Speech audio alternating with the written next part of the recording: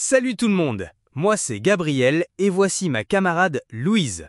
Aujourd'hui, on est là pour vous aider à réviser votre BIA, c'est-à-dire le brevet d'initiation aéronautique.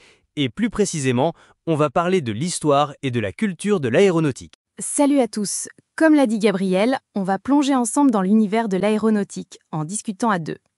On a préparé pas mal de choses et on va partager avec vous ce qu'on a découvert. Bonjour à tous et bienvenue dans ce 3e épisode de notre série consacrée au début de l'aéronautique. Dans l'épisode précédent, nous avons découvert comment les ballons ont permis, pour la première fois, à l'homme de s'élever dans les airs. Mais ces engins avaient un inconvénient de taille, on ne pouvait pas vraiment les diriger. C'est ici qu'entre en scène une nouvelle invention, le dirigeable. Plus qu'un simple ballon, le dirigeable est une machine pensée pour aller où l'on veut, quand on veut. Grâce à ses moteurs, sa forme allongée et sa structure rigide ou semi-rigide, il permet enfin de naviguer dans le ciel.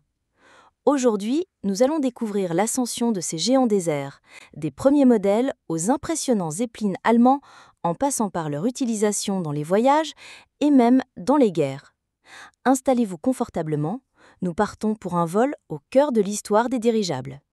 Alors aujourd'hui, on se penche sur une figure vraiment centrale de l'histoire de l'aéronautique. Henri Giffard. On va parler de sa contribution majeure en 1852. Oui, une année charnière. On est en plein milieu du 19e siècle, une période d'effervescence technologique. Avant Giffard, l'idée de voler était surtout associée aux frères Montgolfier et à leurs ballons, mais c'était un vol passif, on se laissait porter par le vent. Exactement. Le grand défi, c'était de pouvoir diriger l'engin, de ne plus être à la merci des courants d'air. Et c'est là que la révolution industrielle entre en jeu, notamment avec la machine à vapeur. L'idée de l'utiliser comme moyen de propulsion pour un aéronef commençait à germer. C'est dans ce contexte qu'arrive Henri Giffard. D'après nos recherches, il était un ingénieur français, né en 1825, passionné de mécanique. Sa formation lui a donné les outils pour transformer cette idée en réalité. Tout à fait. Il n'est pas parti de rien. Il a d'abord beaucoup expérimenté avec des moteurs à vapeur, cherchant à les rendre plus légers et plus efficaces. C'est ce travail préparatoire qui a rendu possible son projet de dirigeable. Et on arrive donc à ce fameux dirigeable de 1852. Peux-tu nous le décrire un peu ? Bien sûr. C'était un aéronef de forme allongée, un cigare si on veut, d'environ 44 mètres de long. Il était propulsé par une petite machine à vapeur de 3 chevaux qui entraînait une grande hélice. Et, point crucial, il était équipé d'un gouvernail pour la direction. Donc, pour la première fois, on avait la propulsion et la direction. C'était ça la grande innovation. Précisément. Et le 24 septembre 1852, il a mis sa machine à l'épreuve. Il a décollé de l'hippodrome de Paris et a volé jusqu'à Trappes, soit une distance d'environ 27 km. 27 km. C'était le premier vol motorisé et contrôlé de l'histoire. Il a réussi à manœuvrer son aéronef, à prouver que la navigation aérienne dirigée était possible. Oui, même si son moteur n'était pas assez puissant pour remonter le vent et revenir à son point de départ, la démonstration était faite. L'impact a été considérable. Il a prouvé que le concept était viable et a ouvert la voie à d'autres inventeurs. Son travail a donc directement influencé la conception des futurs dirigeables, comme ceux de Zeppelin bien plus tard. Il a posé les bases technologiques. Absolument. Son succès a inspiré toute une génération d'ingénieurs et a marqué le début de la course vers un vol motorisé de plus en plus performant, qui mènera plus tard à l'abandon de la vapeur pour le moteur à combustion interne et, éventuellement, à l'avion. En conclusion, on peut dire que Henri Giffard est vraiment le père du dirigeable. Son vol de 1852 n'est pas juste une anecdote. C'est la pierre angulaire qui a transformé le rêve du vol contrôlé en une possibilité technique. Alors, aujourd'hui, on va parler d'un pionnier de l'aéronautique, qui est peut-être un peu moins connu que les frères Wright, mais dont l'impact a été tout aussi fondamental. On va parler de Charles Renard. Oui, et c'est un sujet intéressant parce qu'en faisant nos recherches, on a remarqué qu'il n'est pas toujours facile de trouver une masse d'informations centralisées sur lui. Il est souvent mentionné en passant, mais son histoire mérite vraiment qu'on s'y attarde. Absolument. Pour situer le contexte, on est à la fin du 19e siècle. Les ballons à air chaud, les montgolfières, ça existe depuis un moment, mais le grand défi, c'est de les diriger. Un ballon, ça flotte, ça va là où le vent le pousse. Exactement. Le problème, c'est ce qu'on appelle la gouvernabilité. Comment transformer un ballon en un véritable aéronef, capable de suivre une trajectoire choisie, et surtout, de revenir à son point de départ. C'est là que Charles Renard et son collaborateur, Arthur Krebs, entrent en scène. Et ils vont y répondre de manière spectaculaire avec leur dirigeable baptisé la France. On est en 1884 et cet événement est une véritable révolution. C'est le premier vol en circuit fermé entièrement contrôlé de l'histoire. C'est-à-dire qu'ils ont décollé, parcouru une distance de près de 8 km, et ont réussi à atterrir précisément là d'où ils étaient partis. Avant ça, personne n'avait réussi un tel exploit. Qu'est-ce qui rendait la France si spéciale? Il y avait plusieurs innovations, n'est-ce pas? Tout à fait. D'abord sa forme. Ce n'était plus une sphère mais un fuselage allongé, beaucoup plus aérodynamique. Ensuite, et c'est crucial, la propulsion. Ils ont utilisé un moteur électrique alimenté par une batterie, ce qui était très avancé pour l'époque. Ça leur a donné la puissance nécessaire pour contrer les vents faibles et diriger l'appareil avec un gouvernail. Donc on a la forme, la propulsion et le contrôle. C'est la combinaison de ces trois éléments qui a permis le succès de leur vol. C'est ça.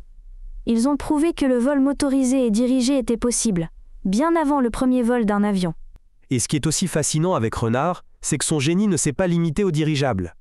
Il a aussi laissé une autre contribution majeure dans le monde de l'ingénierie, les séries de Renard. Ah oui, c'est un point moins connu, mais très important.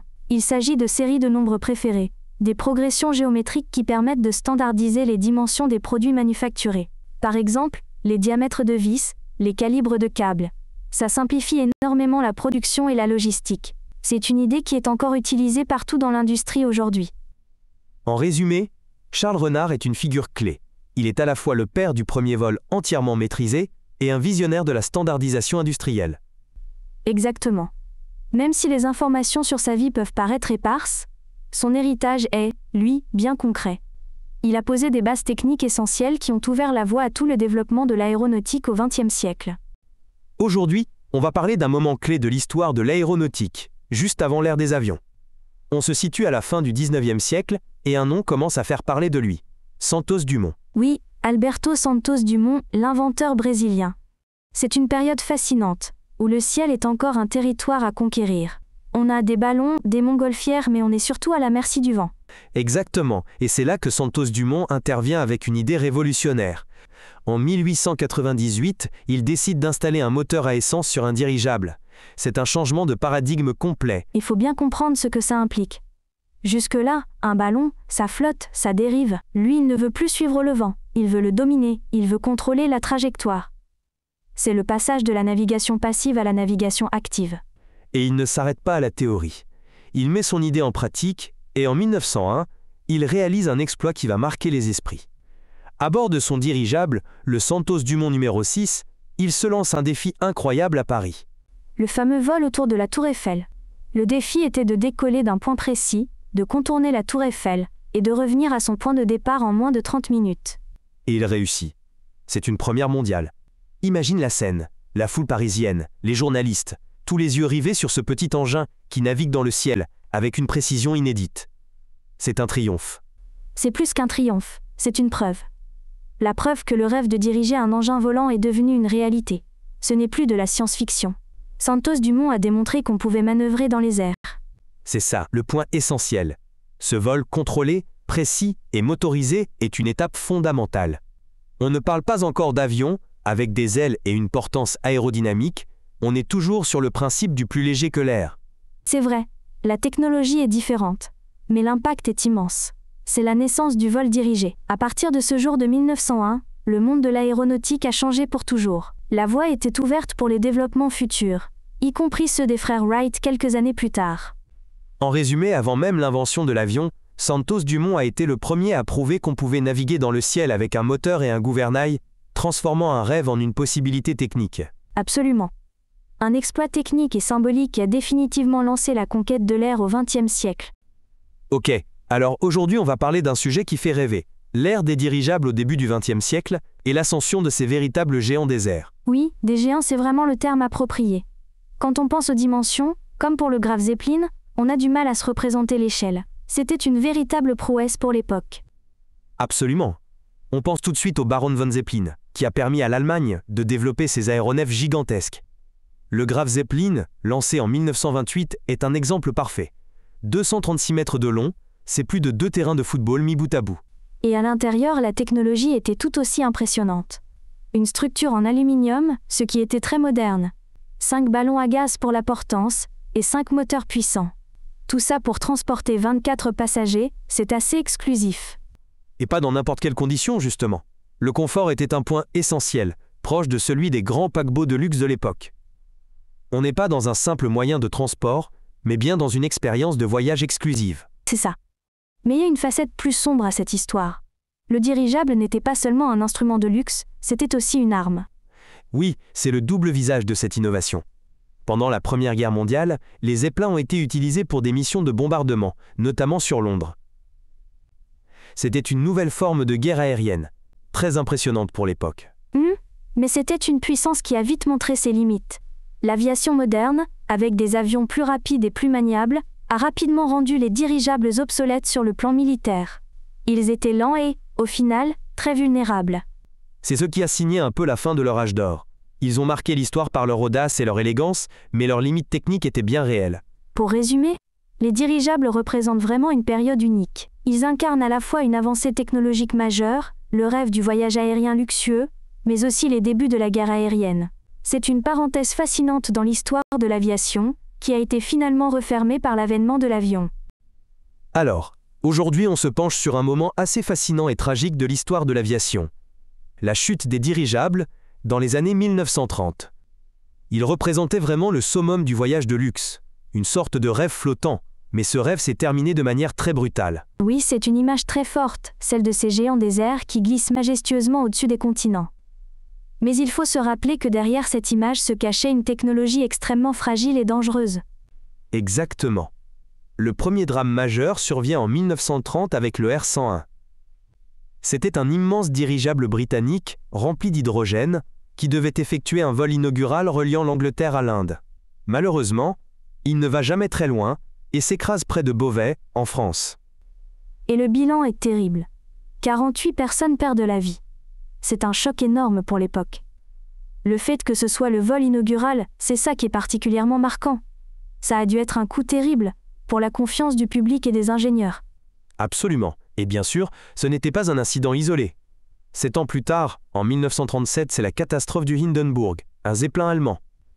Il prend feu de manière spectaculaire à son arrivée aux États-Unis. C'est sans doute la catastrophe la plus connue, principalement parce qu'elle a été filmée. Les images de cette énorme boule de feu sont devenues iconiques. Et la cause est bien connue. L'hydrogène, encore lui, qui s'enflamme au contact de l'électricité statique. 36 personnes meurent dans l'incendie. Voilà. Et ces deux événements, le R-101 et le Hindenburg, sonnent vraiment le glas de l'ère des dirigeables. Ils sont jugés trop risqués, trop instables. Le problème principal étant, bien sûr, l'utilisation de l'hydrogène, un gaz très léger mais extrêmement inflammable. C'est le point technique crucial. Les Américains, par exemple, utilisaient de l'hélium pour leurs dirigeables, un gaz ininflammable. Mais ils en avaient le quasi-monopole, et refusaient de l'exporter, notamment vers l'Allemagne. L'hydrogène était donc la seule option pour beaucoup. Une option qui s'est avérée fatale. En conclusion, ces catastrophes ont mis fin à un rêve et ont accéléré la transition vers une nouvelle ère de l'aviation, celle des avions modernes, plus rapides, et, surtout, perçus comme beaucoup plus sûrs. Oui, c'est la fin d'une époque. Le gigantisme et la lenteur majestueuse ont été remplacés par la vitesse et l'efficacité. C'est un rappel brutal que l'innovation technologique passe parfois par des drames qui redéfinissent complètement la trajectoire du progrès. Avec les dirigeables, l'homme a franchi une nouvelle étape, maîtriser ses trajets dans les airs. Grâce à des moteurs, une structure plus rigide et une ingénierie de pointe, ces géants volants ont ouvert la voie au premier véritable voyage aérien. Mais bien sûr, cette avancée n'a pas été sans limite. L'utilisation de l'hydrogène, les risques d'incendie et les accidents tragiques comme ceux du R-101 en 1930 ou du Hindenburg en 1937 ont mis fin à cette époque ambitieuse. Les dirigeables nous ont fait rêver, c'est certain, mais c'est une autre machine, plus rapide, plus fiable, qui va bientôt révolutionner le ciel, l'avion. Dans notre prochain épisode, nous irons justement à la rencontre des pionniers de l'aviation. Nous parlerons de ceux qui, entre 1890 et 1900, ont osé croire qu'une machine plus lourde que l'air pouvait voler. Expérience, échec, innovation, l'histoire s'apprête à décoller pour de bon. Merci de nous avoir suivis et à très bientôt pour un nouvel épisode de cette grande aventure aéronautique.